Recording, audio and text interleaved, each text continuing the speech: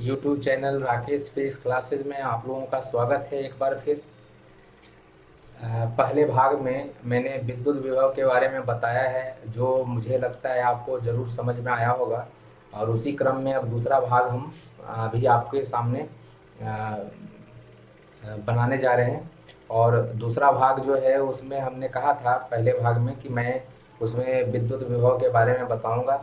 और किस विद्युत विभव के बारे में, तो किसी बिंदु आवेश के कारण किसी आर दूरी पर स्थित दूसरा बिंदु है, जिसको मैंने वहाँ पे पी बिंदु बोला था। तो पी बिंदु पर मुझे किसी बिंदु आवेश के कारण विद्युत विभव निकालना है ना। और मैंने उसमें आपको समझाया है, क्या समझाया है कि अनंत से उस बिंदु तक लाने में जो काम करना पड़ता है, जिस बिंदु का हमको विद्युत विभव निकालना है, अनंत से उस बिंदु तक लाएंगे तो जो काम करना पड़ेगा उसका, और धनावेश को लाते हैं, परीक्षण धनावेश को, उसके अनुपात को उस बिंदु का विद्युत विभव कहते हैं। तो अगर आपने पहला वाला जो इलेक्ट्रोस्टैटिक पोटेंशियल पार्ट 1 है, उसको अगर आपने नहीं देखा है तो एक बार देखिए उसको, जिससे कि आपको समझ में आ जाए। और उसके बाद ये दूसरा भाग को देखिए तो ज़्यादा अच्छा है। तो मैं शुरू करता हूँ। स्थिर बिंदु आवेश के कारण किसी आर दूरी पर स्थित बिंदु पर विद्युत विभव, ठीक है ना। तो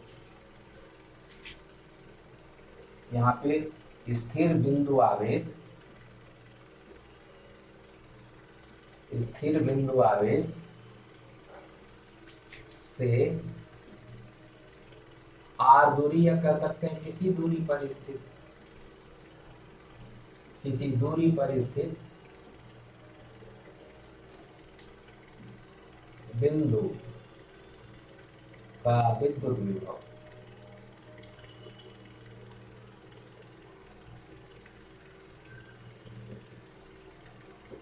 ये हमें पढ़ना है। इसको बोलते हैं electrostatic potential, electrostatic potential at a point due to a stationary point charge,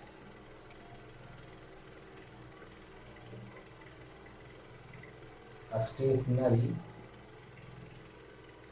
point charge।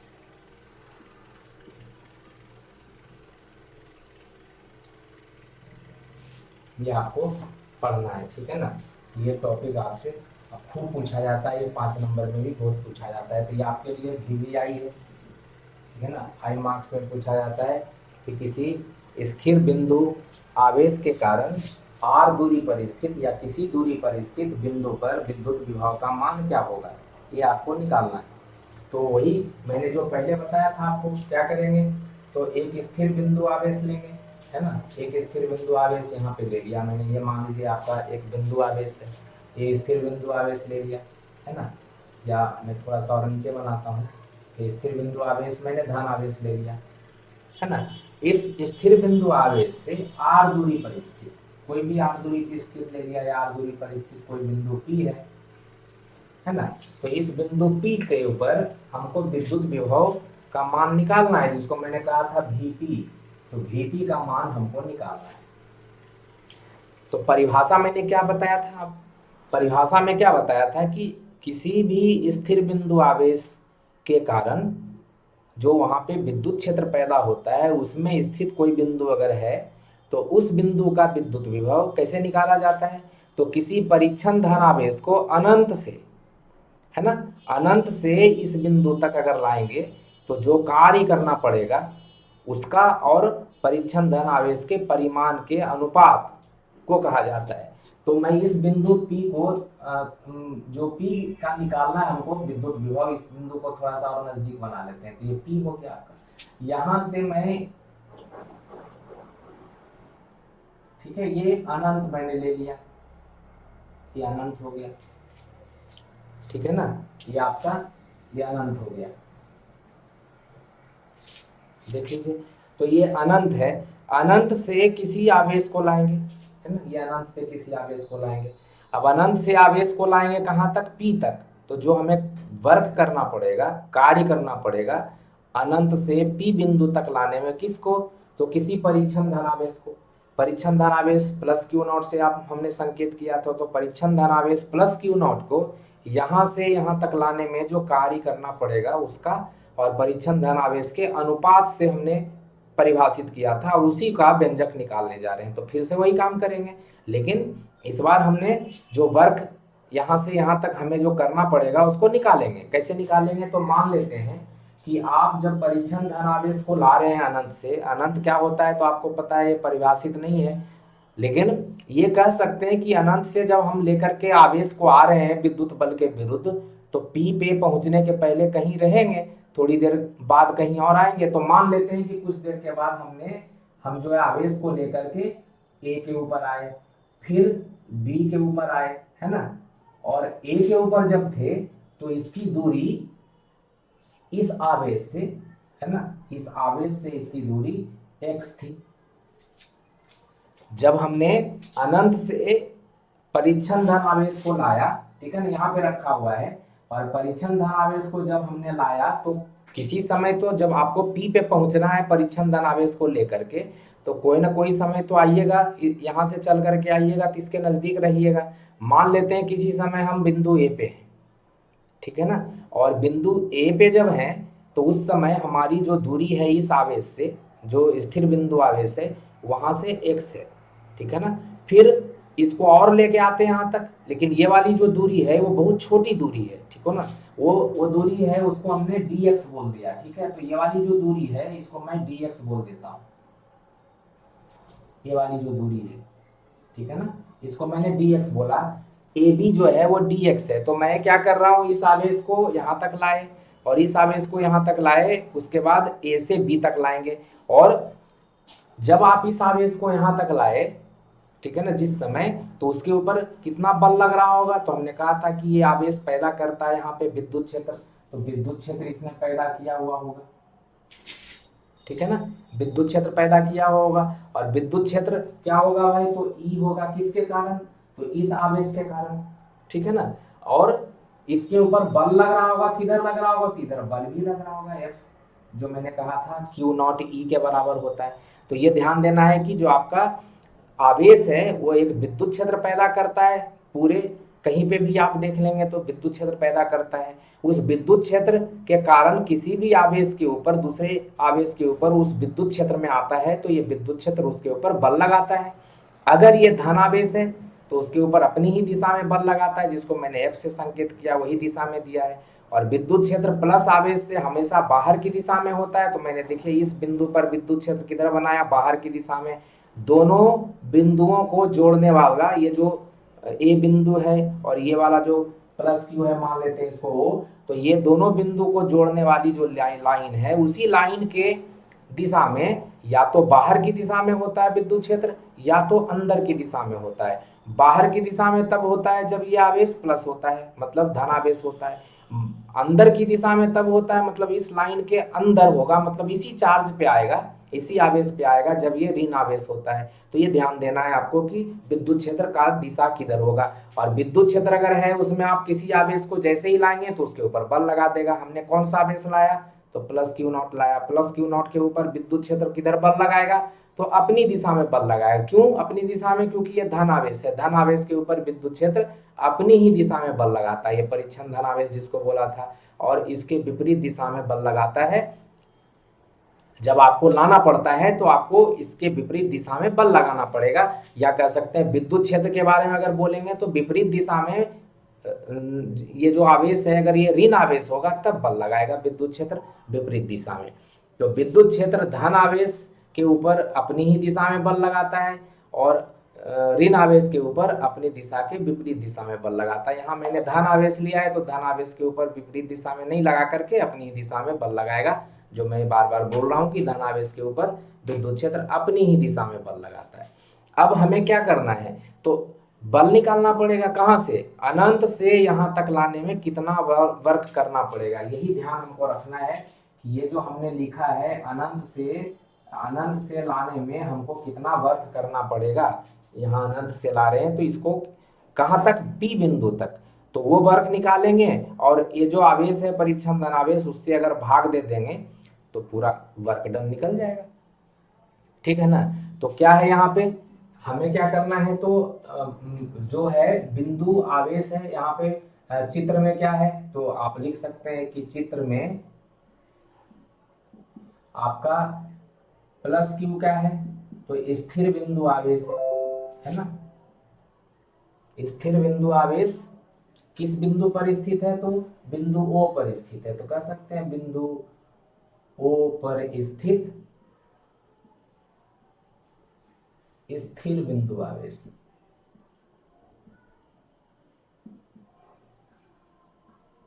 स्थिर बिंदु, और उसके बारे में और लिख लीजिए तो धनावेश कह दीजिए, क्योंकि आप प्लस लिख ही रहे हैं तो धनावेश ऐसे तो प्लस दे दिया आपने तो ऐसे ही पता लग रहा है, लेकिन लिख दीजिए स्थिर बिंदु धनावेश, ठीक है ना।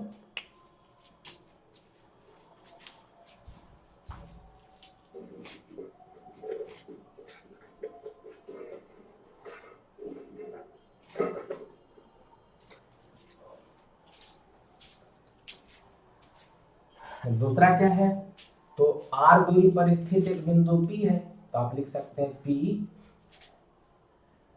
आर दूरी पर धन आवेश प्लस क्यू से आर दूरी पर स्थित एक बिंदु, ठीक है ना, जहां पर विद्युत विभव का मान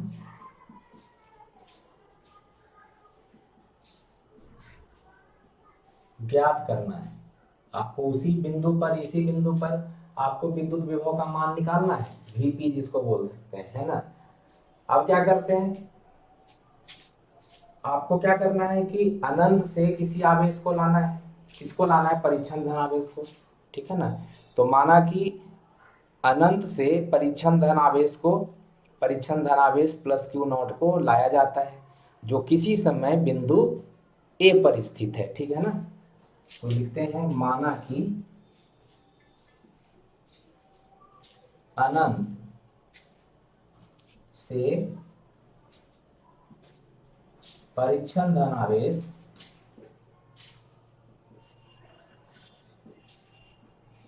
प्लस क्यू नॉट को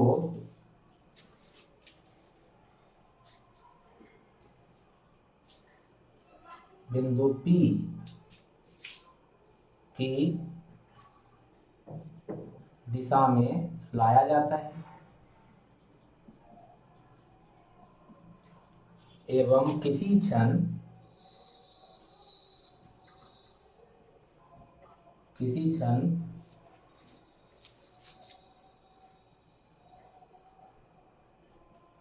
यह आवेश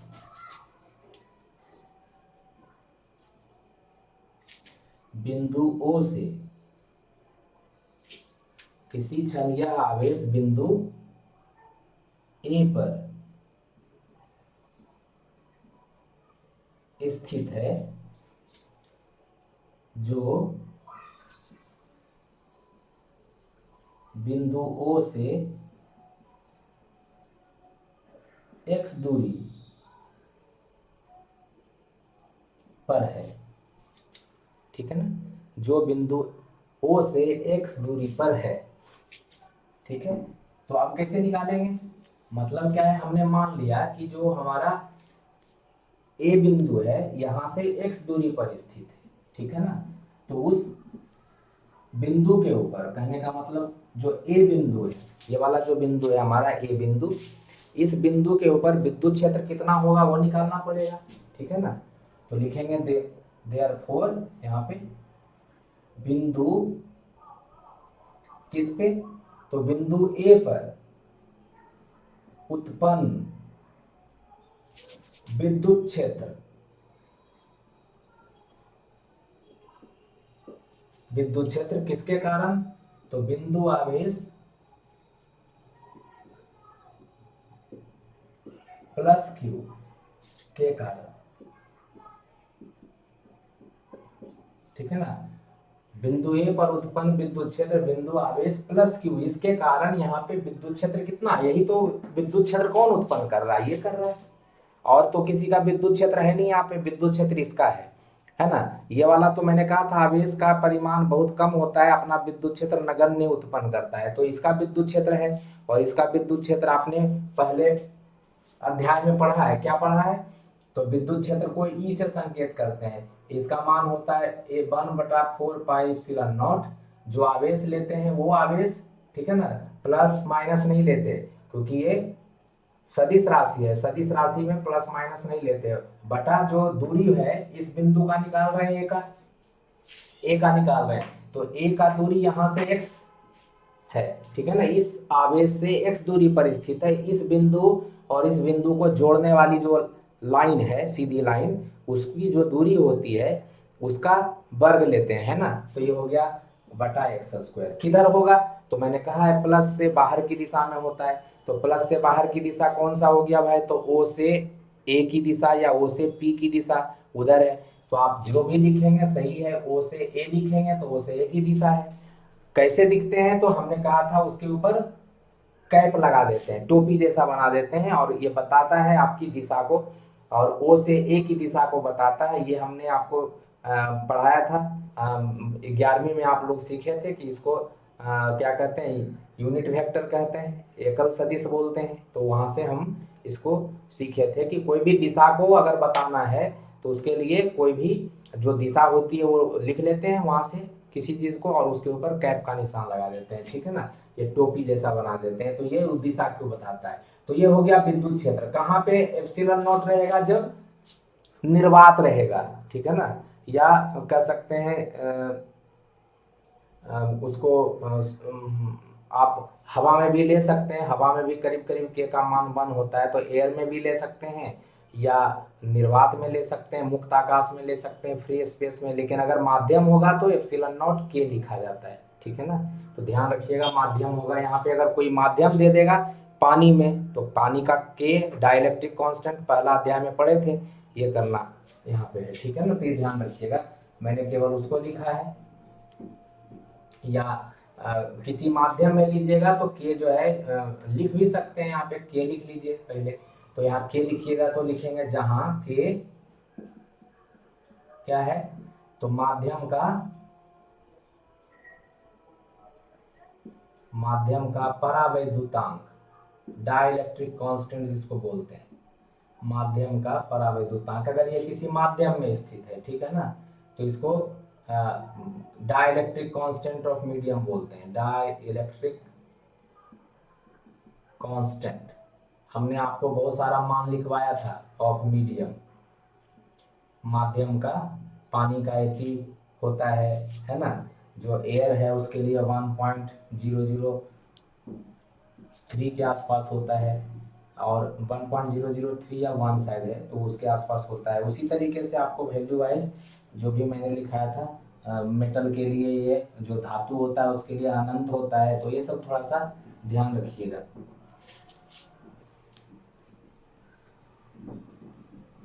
हवा के लिए 1.00 शायद 1 ही होता है या 3 होता है, पता नहीं, मैं थोड़ा सा इसमें ध्यान देख लीजिएगा, मैंने क्या लिखवाया था 1.001 है शायद।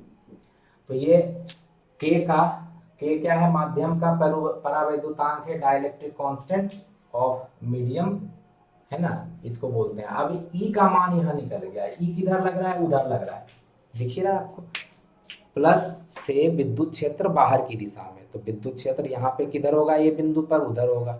अब ये आवेश यहाँ पे है, कभी आप लेके चले अनंत से, तो अनंत से लेकर के आ रहे हैं, ये बिंदु पे हमने देखा, तो ए बिंदु के ऊपर आपके ऊपर विद्युत क्षेत्र इतना लग रहा है जो हमने यहाँ पे बताया 1/4πε0 के, और क्यू आवेश है, यहाँ से इस बिंदु की दूरी x है, तो x² हो जाएगा, x का वर्ग हो जाएगा। और जब आवेश को आप इसको यहाँ पे रखे हुए हैं और इसके ऊपर विद्युत क्षेत्र ये लग रहा है, तो इसके ऊपर विद्युत क्षेत्र बल लगा देगा, किधर लगाएगा, अपनी ही दिशा में लगाएगा।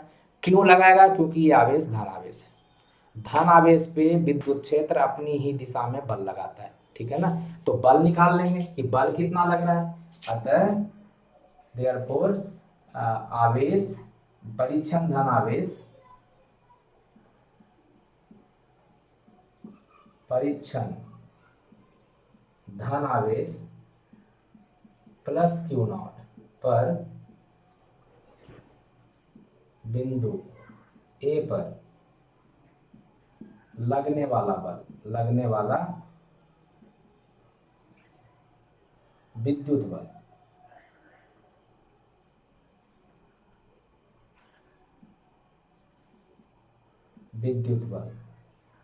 इलेक्ट्रिक फोर्स जिसको कहते हैं। तो ये विद्युत बल कितना हो गया, F बराबर क्यू नॉट गुना ई। मैंने कहा था जो आवेश रहता है वो आवेश लेते हैं, ये वाला आवेश है, और गुना कर देते हैं विद्युत क्षेत्र से। विद्युत क्षेत्र में रखा हुआ है तो विद्युत क्षेत्र, तो F बराबर क्या हो गया, क्यू नॉट तो है ही, और ई का मान यहाँ से लिख देंगे, है ना, ई का मान यहाँ पे है, तो गुना हो जाएगा 1/4 पाई इप्सिलॉन नॉट के क्यू बटा एक्स स्क्वायर, और किधर है तो विद्युत क्षेत्र की दिशा में है, सॉरी विद्युत क्षेत्र की दिशा में है, तो जो यहाँ पे दिशा है वही दिशा होगी।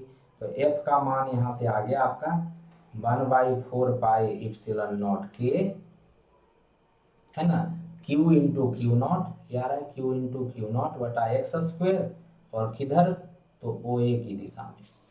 ये बल भी लग रहा है। अब हमने क्या बोला आपको कि इसके बाद क्या करना पड़ेगा, तो हमको इस आवेश को यहां से यहां तक B तक और ला करके देखते हैं कि कितना कार्य करना पड़ेगा एक छोटे से डिस्टेंस में। अगर मैं छोटा सा डिस्टेंस ला रहा हूं यहां से यहां तक, बहुत छोटा सा डिस्टेंस dx, तब कितना काम करना पड़ेगा। तो अगर ये काम हम निकाल लेते हैं कि यहां से यहां तक लाने में विद्युत बल के विरुद्ध, क्योंकि बल तो इधर लग रहा है, ला रहे हैं इसको इधर, तो बल गुना विस्थापन कार्य होता है। तो अगर मैं इसके इस बल के विरुद्ध ला रहा हूं इसको, तो कितना कार्य करना पड़ेगा, और काम जो इतना करना पड़ेगा वो अगर इतने डिस्टेंस में निकल जाए तो अनंत से यहां तक लाने में कितना कार्य करना पड़ेगा, ये हमको निकालना है। तो छोटे से डिस्टेंस में अगर निकाल लेंगे तो बड़ा डिस्टेंस में निकालना है, तो ये छोटे छोटे डिस्टेंस को ऐड कर देंगे, ठीक है ना, और ऐड करेंगे तो उसी को बोला जाता है इंटीग्रेशन अवकलन, जिसको हम करेंगे अभी, ठीक है। तो ये इसके बाद क्या करेंगे कि बल हम निकालेंगे कि बल के विरुद्ध हमें अगर लाना है इसको ए से बी तक, तो कितना कार्य करना पड़ेगा। तो यहाँ लिखेंगे देयरफॉर वर्क डन, कार्य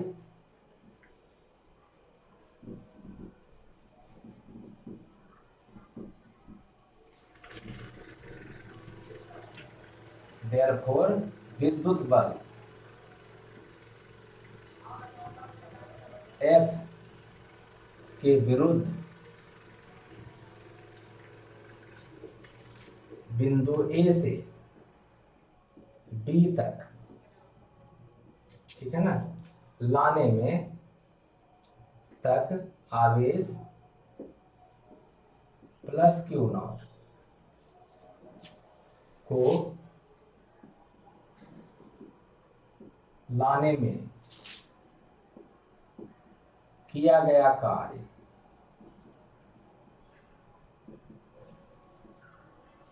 ठीक है ना, कितना कार्य करेंगे आप, कितना कार्य करना पड़ेगा, तो ये हो गया W, ठीक ना। अब W बराबर क्या होता है, तो F डॉट dx विस्थापन, डॉट बोलते हैं इसको, डॉट प्रोडक्ट, है ना, अदिश गुणक बोलते हैं इसको, वेक्टर में पढ़े थे आप लोग सदिश में कि दोनों का डॉट प्रोडक्ट अगर a डॉट b होता है तो a b cos थीटा होता है। तो ये क्या हो गया F डॉट dx। अब देख लीजिए F किधर लग रहा है, तो F लग रहा है इधर, और dx किधर हो रहा है, तो आप ला रहे हैं इसको इधर, है ना, ये dx तो इधर है ना, तो ये इसको इस तरीके से आप देख सकते हैं कि आपने F इधर लग रहा है और आप A से B तक ला रहे हैं, तो डिस्प्लेसमेंट इधर हो गया dx, है ना, मतलब दोनों के बीच का जो एंगल है वो 180 डिग्री बन रहा है, ठीक है ना। तो मतलब बल के विरुद्ध अगर आप चलेंगे तो इसका मतलब यह है कि इतना ही बल आपको इधर लगाना पड़ेगा, तो ये बल अगर प्लस है तो ये बल माइनस लेना पड़ेगा। ऐसे भी बोल सकते हैं कि अगर ये बल है इसके विरुद्ध अगर उतना ही बल लगाएंगे तो उस बल की दिशा में आएंगे, और इस बल के अगर साथ चलेंगे तो इस बल के अगेंस्ट में काम करना पड़ेगा आपको, ठीक है ना। तो कहने का मतलब अगर ये बल के हिसाब से देखते हैं कि कितना कार्य करना पड़ेगा, तो यहाँ पे आपको उस ढंग से सोचना पड़ेगा कि बल के विरुद्ध का जो यहाँ पे बल लगाएंगे, इस बल के विरुद्ध अगर आप लगाएंगे बल तो उतना ही बल लगाना पड़ेगा, लेकिन विपरीत दिशा में लगाना पड़ेगा। तो आप कर सकते हैं कि वो जो वैल्यू आएगी वो माइनस में, ये वाला प्लस एफ होगा तो ये वाला माइनस एफ होगा। तो माइनस एफ अगर लेते हैं तो डी एक्स 0 डिग्री बनाएगा, ठीक है ना, क्योंकि आप क्या लिख रहे हैं, विद्युत बल एफ के विरुद्ध ए से बी तक आवेश प्लस क्यू नॉट को लाने में किया गया कार्य। ये बात ध्यान रखना है, ठीक है ना। तो कैसे रखेंगे, तो एफ का मान आपको पता है, आप इधर ला रहे हैं तो उतना ही बल लगाएंगे, तो उतना बल लगाएंगे मतलब उसको आप मैग्नीट्यूड वाइज लिखेंगे तो यहाँ से हो जाएगा W इज इक्वल टू, दो तरीके से लिख सकते हैं, अगर इस बल के अधीन करेंगे तो इस बल से भी कर सकते हैं, वही चीज आएगा। एफ डी एक्स अगर लीजिएगा तो एफ की वैल्यू डी एक्स और cos 180 लेंगे तब भी वही चीज आएगा। और अगर इस बल के बराबर इधर बल लगाएंगे तो दोनों का दिशा इधर हो जाएगा, क्योंकि बल तो आप इधर लगाएंगे ना, इतना ही बल लगाएंगे तभी ये आएगा इधर। तो इतना बल लगाएंगे तो इस बल के बराबर लगाएंगे, और बराबर लगाएंगे तो ये दोनों का, उस केस में क्या हो जाएगा, इन दोनों के बीच का जो एंगल है 0 डिग्री होगा। लेकिन ये बल इसके विरुद्ध है तो इतना बल आप जो लगाएंगे इसके परिमाण के तो इक्वल होगा, लेकिन दिशा में विपरीत होगा, तो माइनस लिखना पड़ेगा, ठीक है ना। तो आप इसको ऐसे भी लिख सकते हैं, minus F D x cos 0 degree, विरुद्ध काम किया गया तो, क्योंकि ये जो बल होगा ये माइनस एफ हो जाएगा, इधर प्लस एफ है तो इधर माइनस एफ होगा, ठीक है ना। तो प्लस में ध्यान रखना है आपको कि वो जो डायरेक्शन है उसके, उस बल के विरुद्ध में आपने वर्क किया, इस बल के विरुद्ध, तो इस बल के विरुद्ध उतना ही बल आपको लगाना पड़ेगा। तो उधर बल एफ है तो इधर माइनस एफ हो जाएगा, और इसके बीच का जो कोण होगा यहाँ पे इस एफ और डी एक्स के बीच में वो कितना हो जाएगा, 0 डिग्री का। तो यहाँ पे लिख सकते हैं एफ डी एक्स है तो कॉस माइनस एफ यहीं पे कर लीजिए। तो यहाँ से क्या हो जाएगा कि F D x cos 0, F minus मैंने ले लिया, ये वाला बल ले लिया। इस बल से भी निकाला जा सकता था, मैंने इसके लिए पहले लिखा था, इस बल से भी निकाल सकते हैं, उसमें cos 180 लेना पड़ेगा, दोनों से सेम आता है। कहिए तो मैं देखिए यहाँ पे दिखाता हूँ कि W बराबर आप ऐसे लिख सकते थे एफ डॉट डी एक्स, अगर ये वाला बल लेते तो होता है एफ डी एक्स cos 180, और cos 180 का मान -1 होता है, तो माइनस एफ डी एक्स यहाँ भी आ जाता है, और यहाँ पे cos 0 का मान 1 होता है तब भी वही आ रहा है एफ डी एक्स, देख लीजिए माइनस एफ डी एक्स, यहाँ भी माइनस एफ डी एक्स। तो एक ही चीज है, आप इस बल से निकालेंगे तो ऐसे निकालेंगे, इस बल से निकालेंगे तो ऐसे निकालेंगे, एक ही चीज, ठीक है ना। इस बल का हमने यूज किया, अगर इस बल का यूज किया तो ऐसे करके बनाया, इस बल का यूज करेंगे तो इस तरीके से बनाएंगे, ठीक है। तो कहीं कहीं ऐसे दिया रहता है बुक में, तो उसमें आपको कंफ्यूज करने की जरूरत नहीं है, अगर ऐसे दिया हुआ है तो इसका मतलब इस बल को ले रहा है ना। अगर माइनस एफ ले रहा है तो इस बल के, मतलब आप इस बल के अगेंस्ट में इतना लगाएंगे तभी ना लाएंगे उसको यहाँ से यहाँ तक, यहाँ से यहाँ तक ऐसे तो आएगा नहीं, आपको उतना बल लगाना पड़ेगा। तो इस बल के विरुद्ध लगाएंगे तो माइनस हो गया, इसलिए माइनस ले लेते हैं। और विस्थापन कितना हुआ, तो डी एक्स एंगल कितना बना, तो दोनों सेम डायरेक्शन में, ये और डी एक्स सेम डायरेक्शन में है, तो इसका मतलब थीटा 0 ले लेंगे वहां पे, है ना। तो ये हो गया आपका एफ डी एक्स, और यहाँ से क्या हो गया आपका W is equal to F का मान आपने नीचे निकाला था 1/4 पाई एप्सिलॉन नॉट के, और क्या था Q not divided by x square D x, और वर्क डन स्केलर क्वांटिटी होता है, अदिश राशि होता है, तो ये वर्क डन आ गया। लेकिन ये dx के लिए, ये dx के लिए मतलब बहुत ही छोटा डिस्टेंस के लिए, बहुत छोटा डिस्टेंस के लिए, ठीक है ना। dx को बोलते हैं बहुत ही छोटा, इतना स्मॉल कि आप इसको मेजर करने में बहुत ही मुश्किल होती है, मतलब ये करीब करीब असंभव है इसको मेजर करना। तो ये dx के लिए अगर आप ऐसा कर रहे हैं ये छोटा सा, तो वर्क भी छोटा आएगा। तो वैसी स्थिति में ये जो dx के लिए जब निकालते हैं वर्क, तो ये छोटा वर्क होता है, इसलिए हम इसको W नहीं लिख करके dw लिखते हैं, मतलब बहुत ही छोटा वर्क करना पड़ेगा, ज्यादा वर्क नहीं करना पड़ेगा।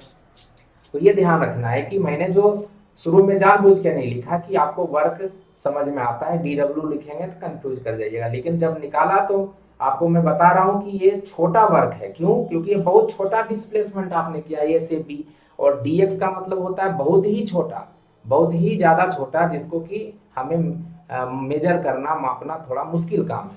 तो उस स्थिति में ये कहा जाता है बहुत ही छोटा वर्क हो गया, तो डी डब्ल्यू मतलब छोटा से इसको संकेत करते हैं। तो अगर मैं टोटल वर्क डन निकालूं इसको अनंत से यहां तक लाने में, तब कितना होगा, तो लिखेंगे देयरफॉर परीक्षण धनावेश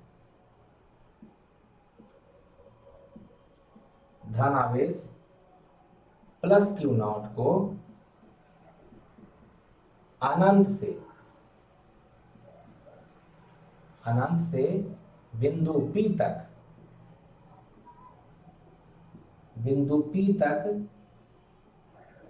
लाने में किया गया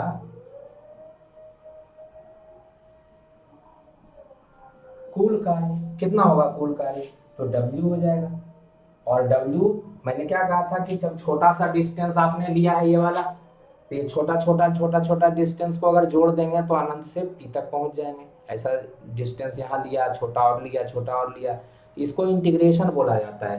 तो इसको इंटीग्रेशन माने एक साथ जोड़ना, इंटीग्रेशन का साइन ऐसे होता है। और कहां से ला रहे हैं, तो अनंत से ला रहे हैं। कहां तक ला रहे हैं, बिंदु P तक। बिंदु P कितना दूरी पर स्थित है, तो R दूरी पर स्थित है, तो R पे है ना। और किसका छोटा अगर जोड़ेंगे तो dx में dw ऐसा जोड़ते चले जाएंगे, तो dw। अब इसको अनंत से R तक, और dw का मान यहाँ पे है 1/4 पाई एप्सिलॉन नॉट के क्यू नॉट बटा x स्क्वायर इंटू dx। तो dw इसलिए क्योंकि dx में हमको छोटा काम करना पड़ा। वर्क अदिश राशि है, आपको मैंने पहले भी बताया है कि अदिश राशि जब होता है तो उसको आप जैसे बीजगणितीय जोड़ होता है उस तरीके से जोड़ सकते हैं। अदिश राशि की एक खासियत है कि उसको आप साधारण तरीके से जोड़ घटाव कर सकते हैं, ठीक है। सदिश राशि ऐसा नहीं करने देता। सदिश राशि केवल सदिश के नियमों के द्वारा जोड़ा जाता है, जो त्रिभुज नियम, चतुर्भुज नियम आपने पढ़ा था, या जो ऐसे तो नियम में वो दोनों पढ़ा है, पॉलीगॉन भी बहुभुज नियम था आपने पढ़ा है। लेकिन जो अदिश राशि है, वर्क अदिश राशि है, जो अदिश राशि होती है उसको हम सिंपल जोड़ देते हैं। तो यहाँ पे कार्य है, इसको हम सिंपल जोड़ देंगे। तो कहने का मतलब dw इस तरह के जोड़ेंगे अनंत से, तो अनंत तो पता नहीं है, तो कैसे हम कहाँ तक जाएंगे पता नहीं है, इसलिए अनंत से वहां तक का इंटीग्रेशन कर दिया जाता है। तो ये इसके बाद तो आपको पता है कि मैथमेटिक्स है, तो मैथमेटिक्स में आपने इंटीग्रेशन 12th में पढ़ा होगा, नहीं पढ़े हैं तो इतना तो मैंने भी बताया है आपको कि कैसे इसको इंटीग्रेट करते हैं। तो आपको पता है यहाँ पे ये जो वैल्यू है W इज इक्वल टू कितना है, तो क्यू नॉट बटा 4 पाई एप्सिलॉन नॉट के, क्यू नॉट बटा 4 पाई एप्सिलॉन नॉट के, ये कांस्टेंट है तो ये बाहर आ जाएगा, है ना। और ये dx से पता चलता है कि क्या चेंज हो रहा है, तो dx मतलब x चेंज हो रहा है, तो इसके अंदर जहां जहां x रहेगा उसको हम इंटीग्रेशन से बाहर नहीं जाने देंगे। तो dx बटा देख रहे हैं यहाँ x स्क्वायर दिख रहा है। और आपने इंटीग्रेशन में एक फॉर्मूला पढ़ा था, क्या पढ़ा था कि इंटीग्रेशन अगर x to the power n dx है, ये होता है x to the power n plus 1 divide by n plus 1, ये पढ़ा था आपने। तो ये दिख ही रहा है, यहाँ पे x टू द पावर 2 है, ऊपर जाएगा तो -2 हो जाएगा, क्यू नॉट बटा 4 पाई एप्सिलॉन नॉट के, ठीक है ना। और ये क्या हो गया, इन्फिनिटी टू r, और ये x to the power -2 dx हो गया। अब इसका इंटीग्रेशन एक फॉर्मूले पे आ गया, देख लीजिए n के जगह पे क्या हो गया, -2 dx, तो -2 प्लस 1 -2 प्लस 1 -2 प्लस 1 ये लिखेंगे, तो हो जाएगा क्यू नॉट बटा 4 पाई एप्सिलॉन नॉट के। और जब ये वाला हमने बताया आपको कि इसको निम्न सीमा लोअर लिमिट बोलते हैं, इसको अपर सीमा अपर लिमिट बोलते हैं। और जब ये रहता है दिया हुआ, तो इसका जो इंटीग्रेशन का मान आता है उसको कैपिटल ब्रैकेट में लिखते हैं, और यहाँ पे मान x to the power -2 plus 1 -2 plus 1 ये हो गया। और जो लोअर लिमिट है नीचे लिखते हैं, अपर लिमिट को ऊपर लिखते हैं। तो ये आ जाएगा हमारा अनंत से इसको लाने में जो वर्क करना पड़ा। इसी को आप अनंत से P तक ला रहे हैं, तो अनंत से P तक भी लिख सकते हैं इसको। मतलब W को मैं ऐसे भी लिख सकता हूँ, W अनंत से P तक लाने में काम किया गया जो, तो क्या हो गया क्यू नॉट बटा 4 पाई एप्सिलॉन नॉट के। अब यहाँ जो मान रखेंगे वो पहले ये वाला मान, ये देखिए -2 + 1 है, यहाँ तो हो गया आपका x⁻⁻1 बटा -1, ये अनंत हो गया और ये हो गया r। माइनस को बाहर कर लीजिए, ठीक है ना। तो इसको x⁻⁻1 है, नीचे जा करके x⁻1 हो जाएगा। तो इसको इस तरीके से लिख सकते हैं -q(q0), ये माइनस बाहर आ गया, बटा 4πε0k हो गया, और ये x⁻1 है, नीचे जा करके +1 हो जाएगा तो 1/x हो जाएगा, और ये अनंत से r। अब इसका मान निकाल लेंगे। ये x आपको पहले ही बताया मैंने, dx है तो इसका मतलब x वेरिएबल है, तो x जो है वो चेंज हो रहा है, तो ये जो मान है वो जो चेंज होता है उसी का मान होता है। x का मान अनंत है, x का मान r है, तो जहां जहां x होगा पहले उसमें इस r का मान रखेंगे, पहले ऊपरी सीमा लगाते हैं। तो ये हो जाएगा -q(q0) बटा 4πε0k, जहां जहां ये वाला x है वहां पे रखेंगे तो 1/r हो जाएगा। फिर माइनस लगाते हैं, फिर ये जहां जहां x होगा वहां पे ये वाला मान रखेंगे तो 1/अनंत रखेंगे, और आपको पता है 1/अनंत का मान 0 होता है, तो ये हो गया -q(q0) बटा 4πε0k, और ये 1/r हो गया। एक चीज आप लोगों ने ध्यान नहीं दिया और मुझसे भी छूट गया, वो जो f का मान था वो मैंने लिखा है तो वो माइनस होना चाहिए था यहाँ पे, ठीक है ना। w बराबर था ना, तो मिट गया, देखिए माइनस मुझसे छूट गया पहले, देखिए आप लोग वहां पे होगा माइनस, f का मान -q(q0) बटा 4πε0k ये आया था, माइनस लिया था ना मैंने, तो माइनस है उसमें, देख लीजिए थोड़ा सा, है ना। तो देखिए मुझसे छूट गया, वो गलती हो गई, तो ये माइनस है, फिर तो ये माइनस रहेगा, ये भी माइनस रहेगा, ये माइनस आ जाएगा, ये और अब माइनस माइनस मिल करके ये वाला माइनस जब आएगा तो माइनस माइनस प्लस हो जाएगा, ये प्लस हो जाएगा। f का मान जो हमने निकाला था, तो f का मान क्या आया था, -1/4π ना, ε0 q(q)0 डिवाइडेड बाई x², यह आया था ना। जो f dx जब मैंने लिया था तो उसमें ये माइनस था, -f dx, क्योंकि मैंने कहा था आपको कि f की ये f लीजिएगा तो माइनस लीजिएगा, तो f dx, तो यहाँ पे dx लिखा था तो ये माइनस लिया था तो माइनस था, वो माइनस छूट गया, और तब मैंने फिर dw निकाला था, ठीक है ना, dw निकाला था तो वहाँ पे f dx लिखा था वो, तो ये वाला जो वैल्यू आया था ये dw की वैल्यू थी। ये माइनस देखिए छूट गया, ये नहीं छूटना चाहिए था, तो उसको देख लीजिए मैंने गलती से कैसे वो छूट गया मुझसे। तो ये यहाँ पे माइनस, ये प्लस हो गया, अब प्लस ये आ गया तो ये इसकी वैल्यू आ गई कहाँ से कहाँ, w अनंत से p तक, ठीक है ना। तो w अनंत से p तक जो हो गया, यहाँ से क्या हो गया, देयरफॉर w अनंत p बराबर क्या हो गया, q(q0) बटा 4πε0k, ये 4π q(q0) इंटू 1/r, तो ये इंटू 1/r, ये आ गया आपका w अनंत। अब आप क्या करते हैं, देयरफॉर पोटेंशियल निकालना है vp, तो vp को क्या कहते हैं कि w अनंत से p तक लाने में, ये जो आवेश है +q0 को अनंत से p तक, इस अनंत बिंदु से p तक लाने में जो काम करना पड़ा, ये काम करना पड़ेगा इसका, और जिस आवेश को लाते हैं उसके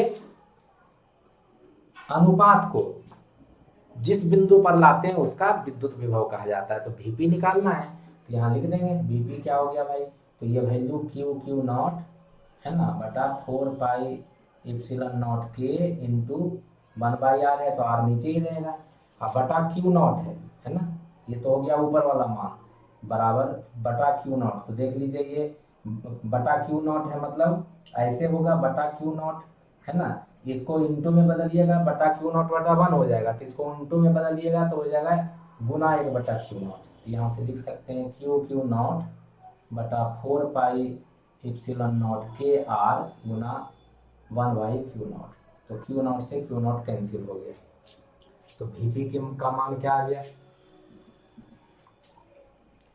देयरफॉर vp बराबर 1/4πε0k है ना, Q बटा R।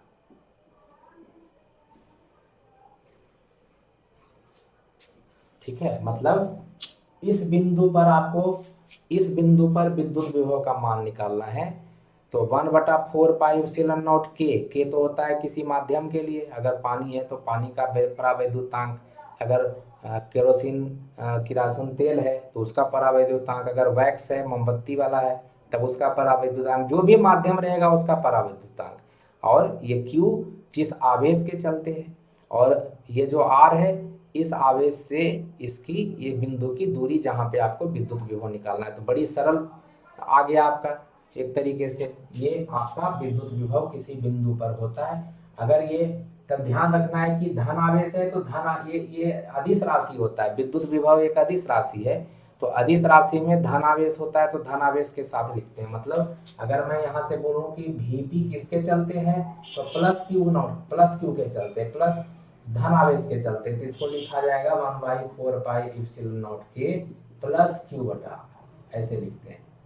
ठीक है ना, मतलब P बिंदु पर प्लस आवेश के कारण, धन आवेश के कारण, जो कि R दूरी पर स्थित कोई बिंदु है, उस पे जो होगा आपका विद्युत विभव ये होगा। अगर माइनस रहेगा, ठीक है ना, तो माइनस वहां पे लिखा जाएगा। ठीक है ना, इसी प्रकार ऋण आवेश माइनस क्यू के कारण R दूरी पर स्थित बिंदु P पर विद्युत विभव का मान, विद्युत विभव अदिश राशि है, अदिश राशि को हम सिंपल तरीके से जोड़ घटा सकते हैं, उसमें दिशा का महत्व तो नहीं होता, तो इसमें आवेश को उसके साइन चिन्ह के साथ लिया जाता है। 1/4 पाई एप्सिलॉन नॉट के, और यहाँ पे प्लस क्यू था वहां पे, यहाँ माइनस क्यू लेंगे क्योंकि माइनस क्यू के चलते आप जानना चाह रहे हैं, तो माइनस क्यू, इसलिए मैंने लिखा Vp किसके कारण, माइनस क्यू के कारण। ठीक है ना, कहाँ पे, तो R दूरी पर स्थित है, तो 1/4, एकदम ध्यान रखना है, कुछ नहीं है। प्लस क्यू के कारण R दूरी पर स्थित बिंदु P है, तो 1/4 पाई एप्सिलॉन नॉट क्यू बटा R, है ना, माइनस क्यू के चलते माइनस क्यू बटा R। ये अदिश राशि है तो दिशा का कोई महत्व है नहीं। ठीक है ना, तो विद्युत आवेश, विद्युत विभव, सॉरी विद्युत विभव, इलेक्ट्रोस्टैटिक पोटेंशियल क्या है, एक अदिश राशि है। तो ये भी आपसे एक नंबर में क्वेश्चन आता है कि अदिश राशि है या सदिश राशि है।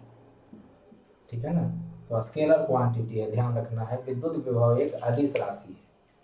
ठीक है, तो ऑलरेडी बहुत ज़्यादा बड़ा वीडियो बन गया है, तो ये थोड़ा सा आप ध्यान रखेंगे, इसको समझेंगे, कहीं दिक्कत होगा तो हमसे पूछेंगे, ऐसे दिक्कत नहीं होगा, मुझे इतना भरोसा है कि मैंने आपको बहुत अच्छे से समझा दिया है।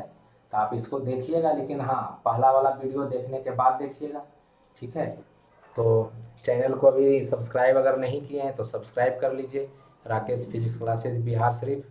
अपने दोस्तों को बताइए, जितना जल्द हो सके बताइए, क्योंकि मैं ज़्यादा से ज़्यादा वीडियो डाउनलोड करके इस पर अपलोड करने की कोशिश करूँगा, और वीडियो मैं जल्द से जल्द बना रहा हूँ आपके लिए, जितना संभव हो सकता है, और मैं अपलोड भी करता रहूँगा।